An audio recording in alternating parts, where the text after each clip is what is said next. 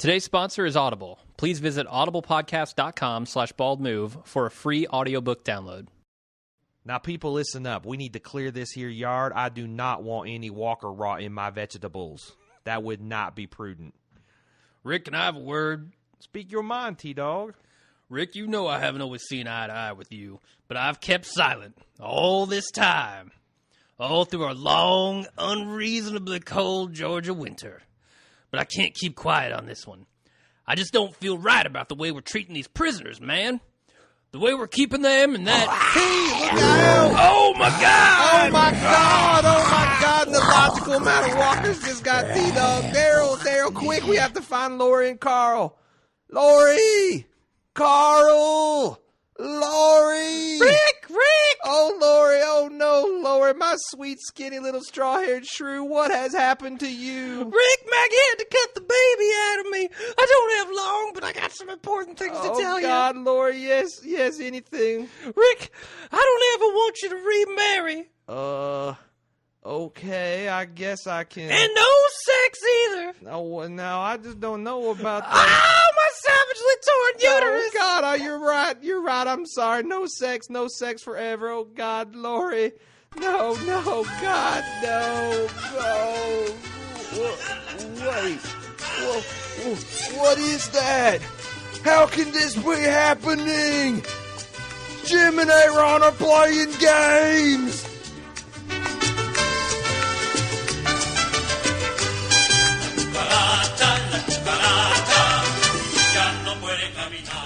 Welcome to The Watching Dead, the officially unofficial podcast for The Walking Dead and AMC. I'm Jim. And I'm Aaron. And this week we're covering Season 3, Episode 4, Killer Within. Arriba! It's the Fiesta Cast. Yep, it finally happened, folks. We promised we'd do it, and as bad as we feel about it, we need to do it. Oh, I watched the episode 1 last time before we recorded this, and as I was sitting there watching Lori's death, I'm like, oh, God, I'm going to hell for this. Yeah, we both are.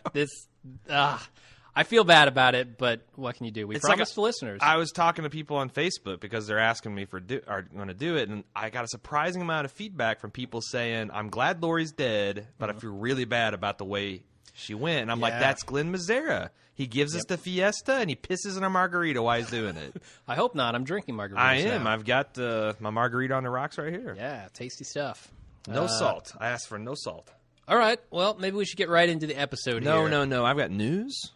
News. Yes. We do that stuff? We do that stuff. Okay. I want to tone down the fiesta just a little bit, the celebratory atmosphere. Actually, I want to increase it. Okay. I asked for the listeners to help us get past a 300 hump on iTunes, and they shattered that. We got like 317 reviews. Wow. So okay. Thank you very much.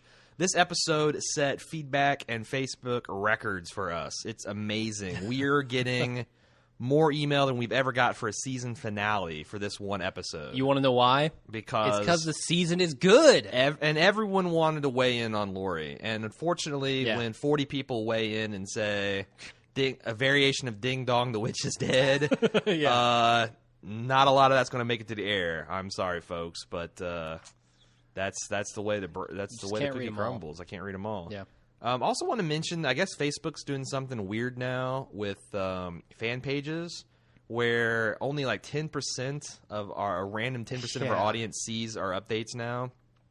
So if you are, missing our updates and when we're posting a cast and our official show threads, which again, we got like 300 comments on the official Facebook thread on The Walking Dead. It was insane. That's ridiculous. It was a little hard to keep up with that, honestly. But if you'd like to get all that stuff, I guess if you hover on your mouse by the like button on our fan page, there's a drop-down menu that will allow you to select add interest lists. And if you add that to one of your interest lists, I don't even know what a Facebook interest list is, but if you add that, then we will appear. All of our posts will appear on your timeline. Okay. Or you could just go over to Twitter. Or you can just go to Twitter where I tweet they all don't the time. they don't fuck around with stuff like this. But anyway, just want to let you know that if you're not missing it, then no harm, no foul. Sure. That is all the news I have. All right, well, let's get into the recap then. Well, actually, before we do the recap, what did you think of this episode? I run really all over the place because this is some of the strongest stuff The Walking Dead's had. But the episode hinged on something that I just don't buy.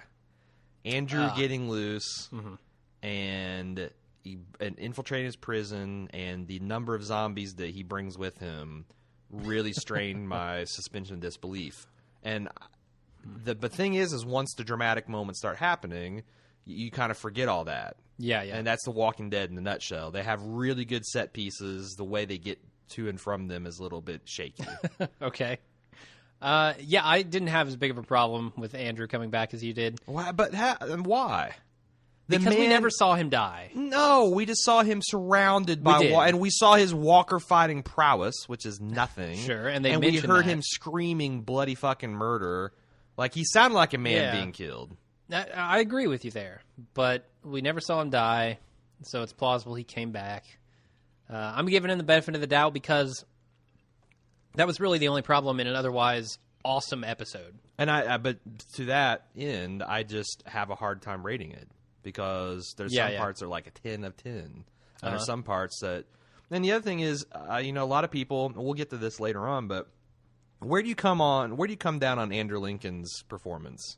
Because at the end, when he breaks down, I was really genuinely moved the first time with Laurie's performance. Yeah. Sarah Wayne Callies. Yeah, Sarah Wayne Callies. Terrific. She did a great job. There's a little tin moment there, but then on subsequent rewatches, I just found it really incredibly moving. Very strong work. Mm-hmm. It's a shame she was such a poorly written character. Yeah. But Rick, all 3 times I watched this episode, his performance got more ridiculous for me. Did it? See, it got better the second time I watched it. There's a lot of, I got a lot of kind of flack on Facebook for saying that, but his performance took me out of the moment. The first time... He Chris Hardwick. Yeah, it was first time it was almost laughable. Like... It almost came across as funny how hard he broke down, especially with the relationship that we saw them have over the past season. Not just losing his shit, because people can lose their shit, but just the way he did. And I don't want to, because I actually got a lot of stuff to say about this. So, but again, I don't know. When he falls on the floor, he loses me. Yeah, that's when he lost me. Yeah, I don't know. I just, yeah. All right. Well, I'm giving it a solid 9. Like you said, there's the Andrew problem. There's. I wasn't totally thrilled with the very end. It's an 8 for me. An 8? Yeah. Even with the great pacing, the nonstop action, 2 character deaths. But that's the one thing I'm really having a hard time with T-Dog's death. This is the first time he got bit. This is the first time someone died in the show that I was genuinely shocked and disappointed. Like, I didn't care when Amy got bit. I was kind of pleased to see Amy get bit. Or not Amy, Dale. I was really ready for Shane to be dead. This one, though, I was like, he was really living up to his potential. He got the shield. Yeah. He was becoming a badass. Bunch of lines. Yeah, he had some lines and maybe some character development. We're thinking, like, who's he going to buddy up with? Who's he going to pair off with? Like, and here's why I think they really killed T-Dog off at a bad time. Myrtle just got reintroduced. Well, we have some feedback on that. Why do you kill him before that? We have feedback on that. We'll talk about it then. It just really feels shitty, and it really makes Glenn Mazzara and company seem like fucking liars because they said so many times, oh, we love T-Dog. We're huge fans of T-Dog in a writer room. Bullshit. Like, the only way that can be true is if Iron E. Singleton wanted out for some reason. Yeah. Like, this isn't a big enough part. I got a better part. I got to get, and I haven't heard anything about that. So it just looks like, again, one of those things where they don't really mean what they're saying or have no idea how to execute what they mean on the show. But gotcha. But again, I feel like that's really, we got a reputation for being negative about this show. That's really nitpicky because this is was an excellent hour of television. Yeah, one of the best episodes of the series. It might be the second best episode of the series. I don't know. Anyway, let's get into the recap. So we start off with some dude running around with a gas can and half a deer, luring zombies in, opening the gates, just wreaking havoc. So Andrew kills a deer with an axe. Yes, or a gas can, either one. Don't know how you slice that cleanly with a gas can. But I just feel like, again, it was a great idea, but they're like, now how do we get here? Well, no. The deer in this world just stand still. We saw what happened with Carl's deer. They just stand there. They see a human, they're fine. You can chop a deer with an axe. I don't know. Maybe for an 11-year-old boy. I think if you're a hardened criminal who's not... The deer knows? And another thing, how much fieldcraft can this bastard have? Not much. I mean, and we saw how well he did at walker combat. Again, the episode loses me a little bit. And assuming there were really that many walkers to let in, yeah, how did he get around outside the gates without being bitten by a walker? Right. Yeah, because there were a bunch of them out there. A bunch of them. Yeah. Oh, well. I'll let all that go because we get to see... We're starting to sound like the Muppet guys. It's like, yeah, it's not a bad episode. It's pretty good. Yeah, it's better than usual. It's kind of bad. It's terrible. Yeah, gotcha. I don't know. We got to see a deer ripped in half or cut in half. The zombies eating that deer, this started off as a disgusting episode. Yeah. And just got even more disgusting as it went. I forget what I was eating. Oh, I was eating leftover biscuits and gravy. And it didn't impede my eating progress, really. It was gross, but, Yeah. I have an We've iron seen stomach. Worse. So then we get a scene of Rick and crew cleaning up the yard. They discover that Glenn and Maggie are up in the guard tower again. They were just up there yesterday. And they kind of make fun of them. Daryl gives them a hard time with some double entendre. Oscar and the Mustache Man show up. Yeah, Oscar and the Mustache Man show up. I don't know his name. Axel. Axel. There we go. They tell Rick that they don't want to live in the cell block anymore. They want out. And a bunch of comic book fans had their little fanboygasm when Axel said, what is it? Yeah, you follow me? Did they? Yeah. Is that what he said a lot? All the time. Oh. I didn't know that. So what do you think about their idea of just coming to Rick and saying, hey, we want out? And what do you think about Rick's reaction? I, for once, was pleased. I think that's what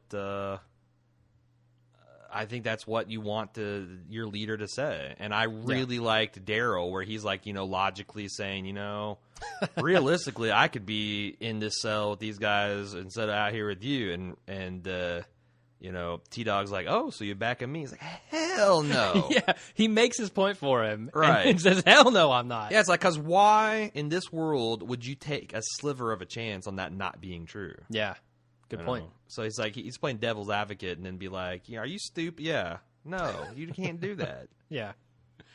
So he's firmly on Rick's side here.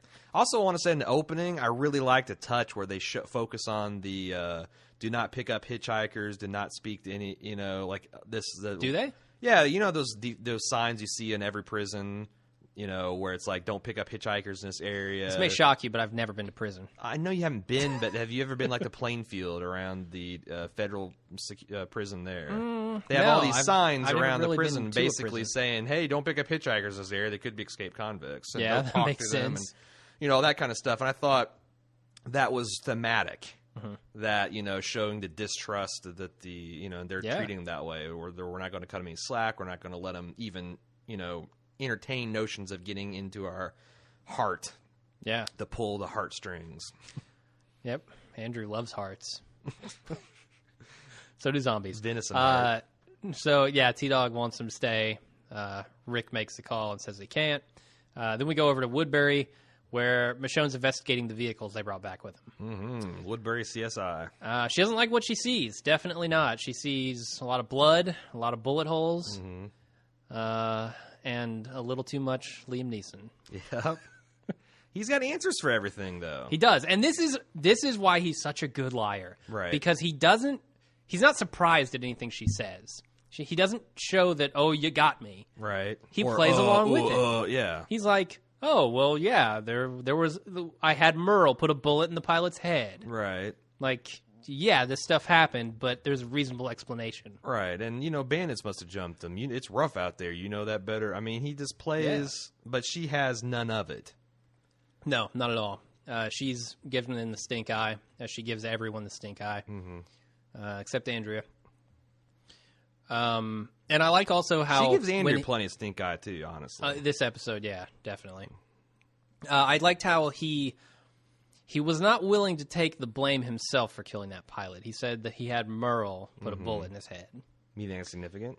I think it is significant. I don't think he wants to be seen as a killer at all. Like, he's not the one who does the dirty work. He's just the governor. That's all he does. All right. So, yeah, I thought that was significant. He governates. Then we go back to Rick and crew who are heading out somewhere. Where are they going? To pick up firewood, I heard, right? Firewood? Yeah, they said they're going to pick up a couple bundles of firewood and throw it into Dog Run. That seems like an awfully dangerous thing to do. Well, but they explained, if you were paying attention, I wasn't. that they're trying to burn all the zombie bodies in one go. Yes. That'd be worth it, because you don't want walker rot in your vegetables. In your crops, no. No. Definitely not. It's not like the Indians where they buried a fish with each ear of corn to make it grow faster. Is that what they did? Yeah, that's what my shitty-ass elementary school education taught me. Nice. Actually, that's probably all wrong. I mean... They just lied to you? Yeah, that's probably just like some kind of BS story. Oh, yeah, like folklore sort of thing. Right. Sure. So here's one of my favorite moments in the episode is when T-Dog puts Rick in his place. Rick's like, basically, it's going to be their blood or it's going to be our blood. Whose blood would you rather have in your hands? And T-Dog says neither. And take that, Rick. That's when there doesn't have to be blood. That's when I knew our spoilers were right, because he started sounding like Dale. Yep. He had to get it. He had the death mark of Dale on him. We go into the prison where Herschel is awake and alive and apparently recovered. Mm-hmm. He jumps up out of bed, springs to his feet, nearly falls over. How long do you think he's been in that bed? It's got to be a while. I don't know. Was there any indication of passage of time here? I think Herschel's injury being serviceable. So weeks? Yeah. It's got to be on the order of weeks. I mean, we talked about this when we saw Rick getting out of bed, right? Like gunshots, how long do they take to heal? Like, right. Their timeline stuff is not good, because if it's been weeks and Andrea's been running around outside the prison with hordes of walkers for weeks, yeah, it doesn't seem likely. That can't be. Plus, we have a firm timeline on the Woodbury that they've only been here for like 3-4 days. Yeah.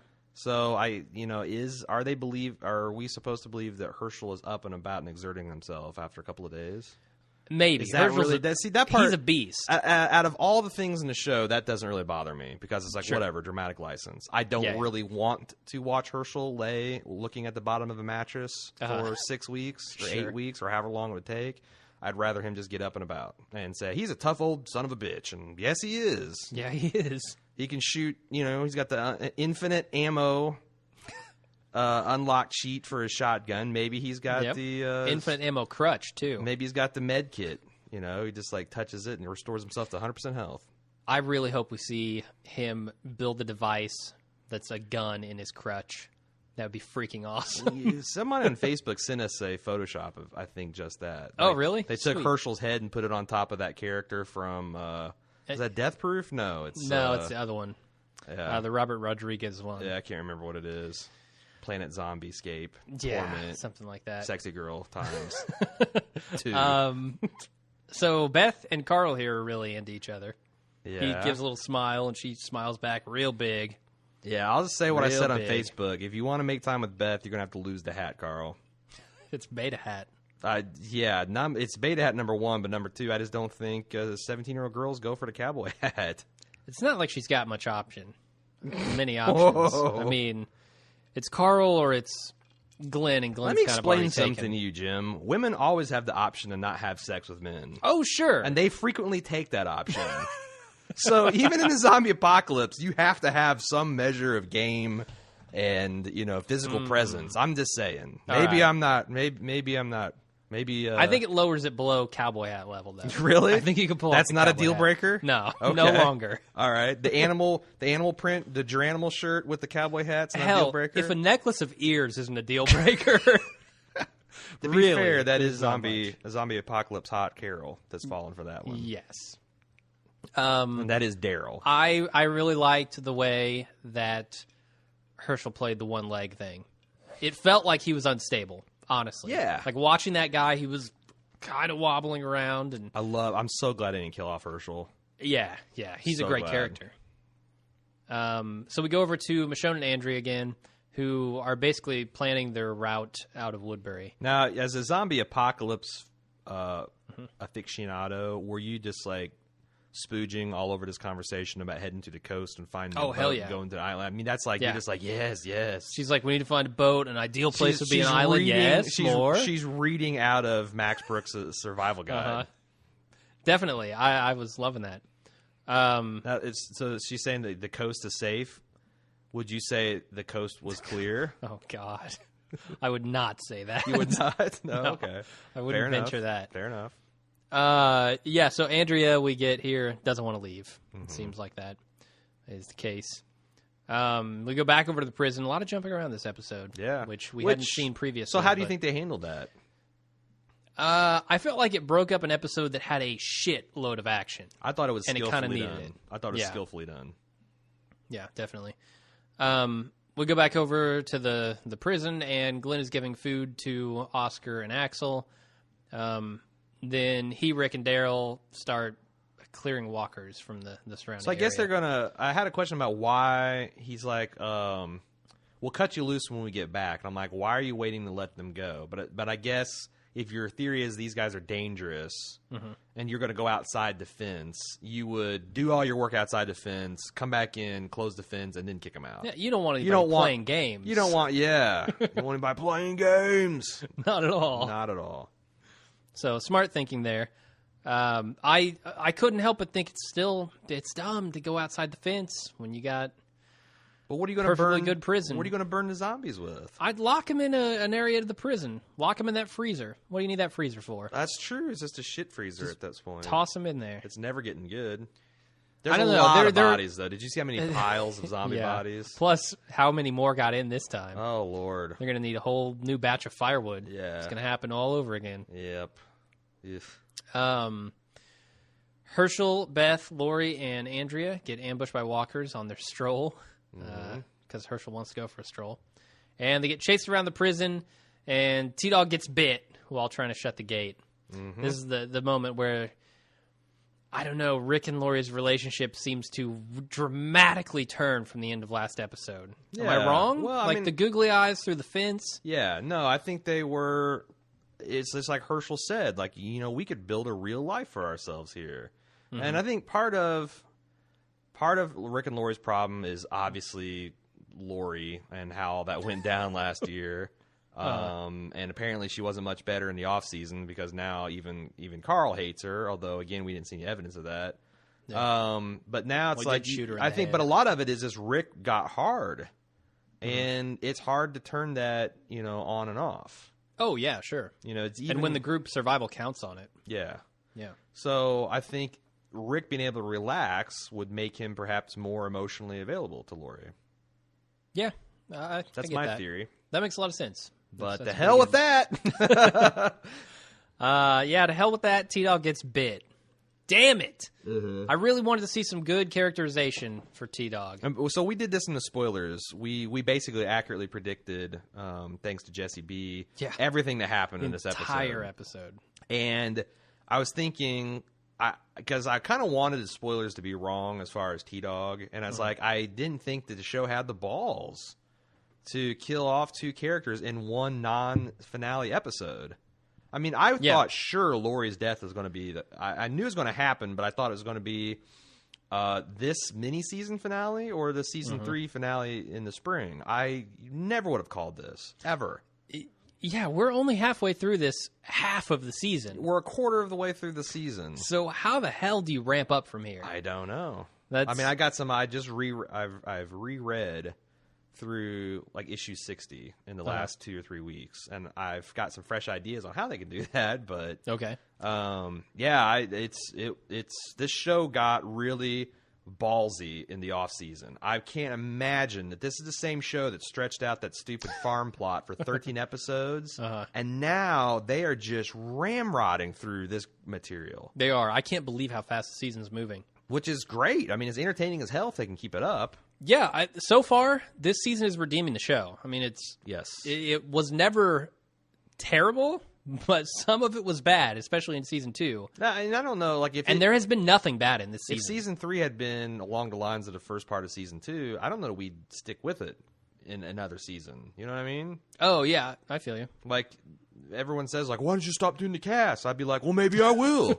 So Yeah. it's one of those touch and go things. But I agree. This is always entertaining. It doesn't make a lot of sense sometimes, but it's entertaining as hell. So this is the first time in this scene that T-Dog saves the group. Mm-hmm. He runs over and he shuts that gate and gets bit in the process. Yep.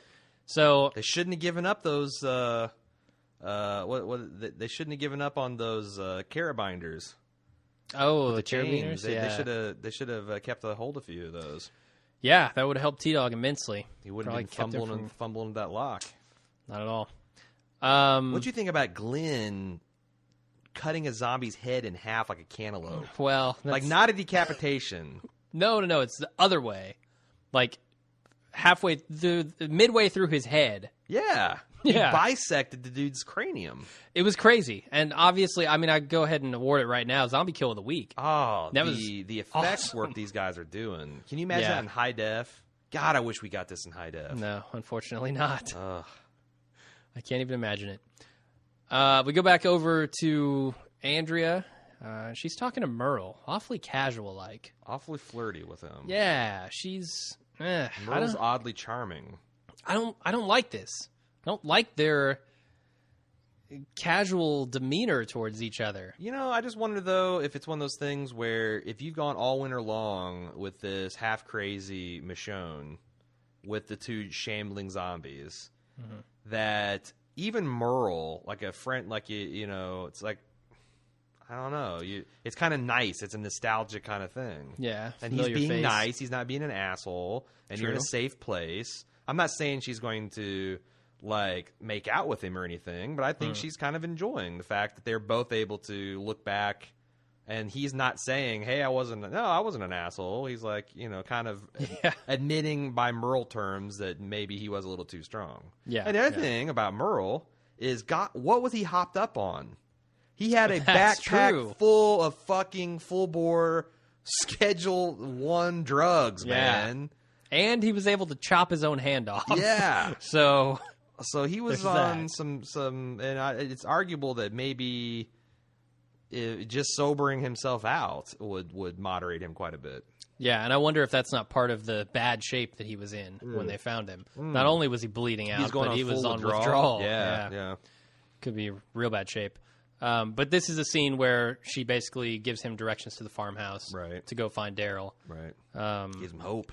There's something that really bothered me that Merle says here. He says, ain't that a big old pig sack? What the hell does that mean? Like a sack of shit? Pig shit? Pig sack? Pig shit? Yeah. All right. Pig sack. That's just a term I've not heard. I just don't think they can say shit that many times. Yeah. You know what I'm saying? Like, there's standards and whatnot. Gotcha. Damn standards. So we also find out here that the governor saved Merle's life, and he's pretty loyal now. I mean, he's grateful for that. Yeah. So that's part of, I'm sure, what's turned Merle's attitude around. Do you think he thinks that the governor's a good man? Yes. He said it with conviction there. I believed it. What's that mean coming from Merle, though? Because Merle's is a bad man. Oh, this is new Merle. No. New Merle's a good, sweet, lovable guy. No. You don't think so? No. Neither do I. He might not be as bad as the crew that Jethro or Gomer Pyle was running with last season, but these are bad. These are some bad dudes. Definitely. We don't know much, but we know enough to say that. Yeah, we know he was there when they slaughtered a whole bunch of... massacred in those people. Exactly. For no reason at all, except for they were an affront to their authority. Yeah. So we go back to the prison, and the alarm is just blaring. It goes off. It's got to be attracting zombies from everywhere. And they panic. They're like, oh, my God, we got to turn this off. And Oscar actually knows how to turn it off somehow. Yeah. And he tells Rick how to do it, and wasn't he they run off as to part go of his do prison work program that he helped the guys maintain it or something? Yeah. Which I think is a buy bad that. idea, to have your prisoners working on your alarms and your locks and your weapons. No, it was working their generator. Yeah, gotcha. So if you turn the generator off, that would disable everything else. Yeah, definitely. And now was Rick, the other thing that I guess I'm wondering about is Rick saying that basically he used a generator to open up the main doors of the prison, or that was what he was worried about? Because maybe that would explain doesn't explain how fast. Because, again, this stuff happened, like, within an hour or two. What do you mean? These What zombies happened within an hour infiltrating of the what? prison. Like, they did it in the space of Rick going to get that firewood, right? I thought they did it in the space of the entire morning. But Because how would they not know that? Well, there are multiple sides to this prison, I assume. I guess. So if Andrew leads maybe them there's through... enough wiggle room. Still, I'm going to die on the hill that was way too many zombies. Okay. It was a lot of zombies. And they were just infiltrated everywhere. And the problem I had with the scene where he's giving Lori googly eyes and the zombies come up behind him is Rick could clearly see all those he had zombies line of approaching sight, him, yeah. and he was still smiling and happy. Well, you know, Lori's an attractive woman. Not until the audience noticed did Rick notice. And as soon as the audience noticed, the zombies like, we can make noise now. Yeah, It's another great trope on the show. for sure. We go back to T-Dog and Carol, who are desperately trying to find their way out of the tunnels in this prison. Yeah. They're scrambling. Do they have any discussion here? It's a T-Dog scene. Never mind. Well, he's I mean, he's talking about his conviction in God and his faith and how it's all going to work out, and you know, his mission. He's going to get her out of there. I'm dead anyway. My mission is to get you the hell out of here. Yep. We go back over to Lori and the crew, who once again get ambushed by zombies. They're everywhere. They are everywhere. Andrew has done a hell of a job Yes. leading zombies into this prison. Yes. Even areas that he probably couldn't even access. No. Like their cell block. Right. He had like 25 deer he chopped up and just like laid it out like Pac-Man with dots. That's what he's been doing all through the corner. those weeks. And the He's been zombies just chopping deers. putting them in little quart Ziploc bags. I'm gonna get that fucking Rick. Wow. I'm gonna get him. And Carl here springs into action, man. He's navigating Carl's those the man. halls. He's finding a room for him, and he stuffs him in the closet. Carl's the fucking man. Yeah, Carl's really stepping up. No more kid stuff. No, Um, that shit's over. so we go back over to Merle, and he's approaching the Gov and telling him, Governor. look, I'm going to find my brother. And he's not asking, in my opinion. No, He is not asking. Trying to give the governor. He's going to. I feel like if the governor doesn't give his blessing, he's going to take off within a day. But he's going to try to give the governor, you know, a way out without appearing to be insubordinate. You don't think he's going to try to find some more solid information, as the governor suggested? Well, he does follow up a little bit with Andrew. I don't know. And the other thing is, like, did you notice the governor's eye twitching? No. Yeah, so I heard people talking about that. And I'm wondering, because I'm going to be paying a lot of attention to this going forward. All throughout the scene when he starts saying stuff like, I'll tell you what, if I confirm this information, I'll go with you. His eye is just like doing this little twitch thing. That's him trying not to morph back into Liam Neeson. His face desperately wants to retake its shape. The polymorph juice that he brewed up is starting to wear off. Yeah, that's what the tea is, man. It That's keeps him, what the tea keeps him is. from looking like Liam Neeson. Yes. It's the polymorph potion. Wow. But I'm going to be paying attention to see if that's a deliberate thing, or because he's also squinting into the sun, so it could just be his facial muscles twitching. But Yeah. if that's a tell that they're putting in the governor, I'm going to be looking at the next episodes to see if I see that reemerge. Definitely. Where were we? Oh yeah, Rick and crew. Well, wait a second. Yeah. Let me ask you this. No, we're not to that scene yet. Never mind. No, this is the scene where Rick and Glenn and Daryl all bust into their own cell block. Right. They're looking for Lori and Carl. Mm-hmm. They're not there. There are a bunch of zombies there, but no sign of them. Right. And he's screaming, Lori, Carl. Right. He's yelling at the top of his lungs. Did you just try to steal my thunder, Jim? No, I you tried not to. Fuck off of my turf. I specifically tried Stay not out of to. my territory. So they split up and they go to find Lori and also the generator. Hopefully find Lori in the process of finding the generator. Then we go over to Lori, who, oh my God, she's having her baby. Mm-hmm. She tries to push out the baby. Doesn't work. Instead, it slices her open. She starts bleeding profusely onto the floor. Sorry if I sound a little happy about this. Yeah, I looked over you and you were like just rubbing your hands. Yes, yes, baby. Now here's where Do the work acting, your dark magic. Here's where the acting really starts to get good. Yeah. Sarah Wayne Callie's part. She really turns it on, and I can't imagine like they're cutting back and forth between other scenes during this, but filming that entire scene in one shot would be rough. Yeah. I mean, that had to be emotionally draining. Yes. For her. Yes. And for oh my God, the kid. I don't know his name. Oh, Carl. The guy from Smallville. Chandler Riggs, is that his name? Yeah. I think. Yeah. What a champ. Yeah, I would hate to be Carl in that moment. I mean, wow. It kind of illuminates why so many young child actors are fucked up. Because of the horrible things they lived through. Yeah, and on set. and think about how emotional and kids have trouble separating reality and stuff, and they're doing shit like that. Like Drew Barrymore sobbing over an ET, and 4 years later she's doing coke and blowing 2 dudes at a time. I mean, that's how this happens. Yeah, Haley Joel Osment really sees dead people now. He does. He does, and he shoots heroin in his toenails. Be fair, underneath his toenails. This is true. What is he, some savage? Yeah, otherwise it's just a waste. But T-Dog actually gets eaten in this next scene, but in the process he gives Carol a window to escape. And it's too she bad. almost doesn't take it. She hesitates a really long time here. It's too bad that they couldn't make that more epic. Because honestly, ripping his throat out was pretty disgusting. No, that yes, was but I'm like shocking. There was just 2 zombies, and Yeah, T-Dog's a badass. He could have thrown those guys down and put boot to face and just worked his way past. I wish there was like 5 or 6, and he literally had to one man. Like 2 rows, his entire wingspan, and he just barrels through them. That would have been sweet. That would have been really fucking cool. But I can't detract anything from this scene. I mean, he runs in, he grabs these zombies by the throat, says, "Get out of here, Carol." Yep. It's pretty badass, and he sacrificed himself in the process. So. Yeah. Although, he made at this point, he was already dead. No, but I mean, there's 2 ways you could do that. You could sit there and cry like a baby, or you could get up and man up and try to do as much good in the time you got left. Yeah, saved another person in the group again. Next scene, Andrea and the governor are getting flirty over drinks. Definitely. They're discussing a lot of stuff here. They talk about Merle and Michonne. Alcohol. They talk about family and kind of the way that the new world should be, or the way the new world is. Let me ask you something. All right.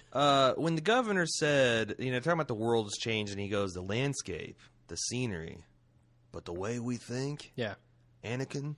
And he just left it there, and him and Andrea had this long look. What the hell did he mean by that? I honestly don't know. Was he saying that, yes, the landscape scenery has changed, but who we really are hasn't, implying that if we're intrinsically good, we're going to stay good? Or is he saying that the way we think has changed? Or should change? Or should, I don't know what he's trying to say. I read it as he should, the way we think should change, and Andrea wasn't so sure about that. Right. Yeah, and so... Because that turned her off. Bam, she was off like a light switch. Right. So I on Facebook, a lot of people are criticizing Andrea for making googly eyes at the governor. Why? Well, that's okay. And here's the first thing is, don't come on our Facebook page and call Andrea a slut or a whore, because your comment will just be deleted. And I had to do that a couple times. That's out of bounds. Okay, is it? I will get uncomfortable calling certain characters bitches, although I kind of do it myself. But you're not calling him a slut or a whore. No, but I'm to me, it's going overboard to call, especially Andrea, something like that in this context. Because from Andrea's point of view, she hasn't seen the crazy ass governor. She hasn't seen his wall full of heads. No. She hasn't seen him tear through a National Guard. She sees a strong leader who has kept this peaceful little corner, and everyone seems to like him. He's attractive. He's charming. Why the hell wouldn't she be? And he's obviously attracted to her. He has a very specific set of girls. It's involves charming her pants off. Yeah, and drinking whiskey makes him a nightmare for panties like hers. Why wouldn't she return that affection? I agree. And she's not just hopping into bed with him. No. It's kind of a slow little seduction, and I think that's not inappropriate. Yeah, I agree. I would love to hear people defend their dislike from that. If you remember that she hasn't seen the crazy ass governor, all she's got is Michonne Now, that might be a problem because she's completely discounting Michonne's gut instinct that she she admits herself has saved them on multiple occasions. She's got the lunatic never that he gave her at the end of last episode. Yeah, that was a little crazy. I don't think that's that loony. He did have to walk an awful long way to say that. Right. In her I just face. feel like some of this is like classic, like I get you. We like to engage in America the slut shaming. Like, oh, a woman's sexually interested in a man, she has to have a reason. Like, dude's attractive. He's looks like he's a good leader. He's doing good. Why wouldn't you? The Scottish accent is great. Rogue. Anyway, he reveals his name here. He tells her his name's Philip, which I don't think That's we a got deal breaker, before. Phil. Yeah, you can't say that in bed. That's like that ruined me for Groundhog Day too. Like, can you imagine Andy McDowell? Oh, Phil, Phil. Apologies to anyone with the name of Phil. Nice. How do you spice that up in the bedroom? Role play has Liam Neeson. Because Aaron doesn't really set anybody's pants on fire either. Nah. You have to find something else, like something else to call me. Okay. King. Anyway, moving on. I'm going to full Pete mode. Next scene. Rick finds a generator, Emperor but Hubbard. before he can turn it off, he gets attacked by the elusive Andrew. Yeah. The ever elusive. Did you buy for a moment that Andrew could take out Rick? Hell no. It looked like Rick, after the moment of surprise was over, the Andrew is going to be handled. Yeah, I thought so Axe too. handled. Until Rick just fumbled his gun, apparently. Yeah. Dropped it on the floor. Oscar picks it up. Surprisingly, he shoots Andrew instead of Rick. Did you Why do you think he did that? Because I know why he did I that, know but- why he did that. Right. Because Andrew and Tomas were fucking lunatics. Yeah. And he wanted to know. I believe He his said backstory. that at the beginning of the episode. Yeah. Like, look, I fucking broke into people's houses, and this dude's a drug addict, but we're not psychos like this guy. And Yeah. he sees enough of Rick's group to know that they're not psycho, and they want to make a life in this world. So that's an easy choice for him to make. And this should simultaneously prove to Rick that he can let them out. Oh, that's happened. Yeah. Yeah, they're Exactly. a member of the group now. Yeah. Now let me ask you something. Okay. Did you see Daryl creeping up on this dude with that Yeah, hillbilly with the knife. kung fu stance? Yeah, he was ready to pounce. He looked like one of those crabs from Finding Nemo. He's like, hey, hey. I've never seen anybody crouch like that. Yeah, man. He was poised, ready to go. Crouch and crab. That's what Daryl does. Daryl's a badass. Crouching- Actually, Daryl's a super badass. Did you see him hold the door and fight off zombies? Yes, he's like, fuck holding this door. I'm going to crossbow you, and I'm going to knife you, and I'm going to shut the door in the rest of y'all's faces. Yep. I'm going to Awesome. barricade this door with your own bodies. Definitely. But, sweet. Yeah, it's like total crouching hillbilly hidden crab. Nice. That's the name of Daryl's movie. Next scene is Lori's death. It's the Fiesta Maker. She fades and begs. Actually, that's not the scene. Sorry. She's dying. She's not doing so hot, laying on the floor. She's begging Maggie to gut her like a fish, saying, "Fillet me open, take this baby out." Yes. Heart-wrenching scene, It was a heart-wrenching scene. And on second thought, as I make fun of it. I feel like I can't really critique anything she said. I did have a little bit Yeah. of problem in the moment because I'm quick to criticize Lori. She is a terrible mother. But I kind of was critical about her putting Rick's well-being on the child. I don't think that was really cool to be like, look, On Carl? you have to take care of your dad. Yeah. No, fuck that. Your dad's got to take care of you. Yeah. But everything else she said was pretty good, and something that I think the good parts of Lori that we see would say, like, don't let this world ruin you. We've got some phenomenal feedback on this, too, which I hope you included. If not, sorry to the person who wrote that, but we'll get to it. Well, I hope. I hope we'll get to it. I don't know what I cut and what I kept, but Okay. I tried to keep all the good stuff. It was good. All right. Also, I thought the music they played during the scene sounded just like the morning music from Minecraft. Oh, my God. I didn't notice the music Really? I here. mean, it's like really almost note for note in the initial parts of it and the first few bars. I was like, wow. Huh. I feel like I need to get up and start Well, swinging my pickaxe. There are zombies all around. That's so, true. That's true. Yeah. What is the? I had a couple of critiques. One from a nurse. I can't remember her full name, but I think it's Sandy on Facebook, saying that her and some of her fellow nurses were criticizing that, implying to me, and I tried to follow up with her, but I don't think I got a chance to get the response. But I mean, what is the death rate of a cesarean in pre-industrial society? Like, was that just a death sentence, or because she was like, do you make no effort at all to stitch her up? Well, the trouble was that she was already bleeding, right? She was Yeah, already bleeding profusely. Think about Herschel. And yeah, you'd have the risk of infection and stuff, but it's but his wound was easily accessible. Like, all they had to do was put a stump on that thing, like put a towel on it and give him some antibiotics, and he's good. Yeah. But how do you dig around in Lori's abdomen and try to sew things up? Well, I think you just would sew up I think Herschel could do it. Herschel could for sure. But Herschel's not around, and they can't risk going out there. Well, the other thing is, why wouldn't you try to buy 30 more minutes? I mean, what if you wait for Lori to die and then take the child out? Would that put it? I don't know. I wish I'd gotten some medical feedback on that, but I don't know how valid that critique is. I'm just saying that a bunch of nurses were kind of skeptical that they gave up so quickly, that might not have been a lost cause.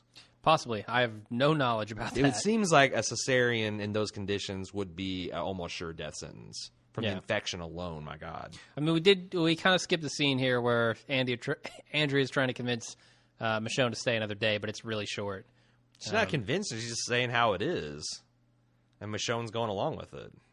Is she? Yeah, I guess she is. I mean, she's not leaving. Yeah, right now.